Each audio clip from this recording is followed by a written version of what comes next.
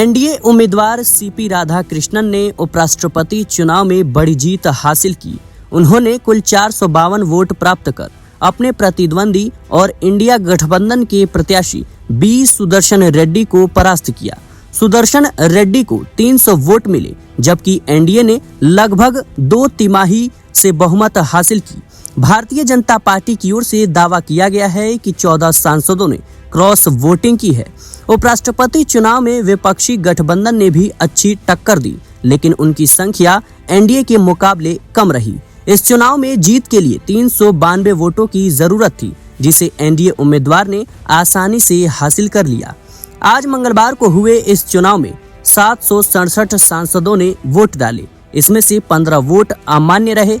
इस चुनाव में कुल 782 सांसदों को मतदान देने का अधिकार था।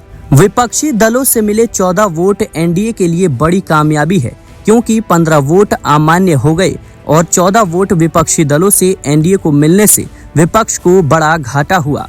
एनडीए के पास अपने सांसदों के आंकड़ों के साथ साथ कुछ क्रॉस वोटिंग का भी लाभ मिला।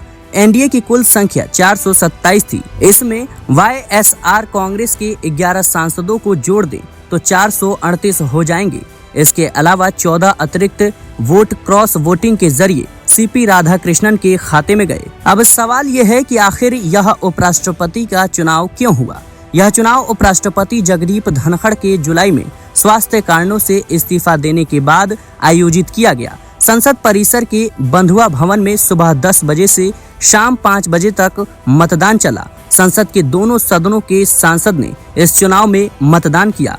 विपक्ष ने अपनी एकजुटता दिखाने के लिए बी सुदर्शन रेड्डी को मैदान में उतारा, लेकिन एनडीए ने अपनी रणनीति के तहत क्रॉस वोटिंग के जरिए विपक्ष के वोट बैंक में सेंध लगाई और 452 वोट हासिल किए। Bureau report, media 24/7, Delhi.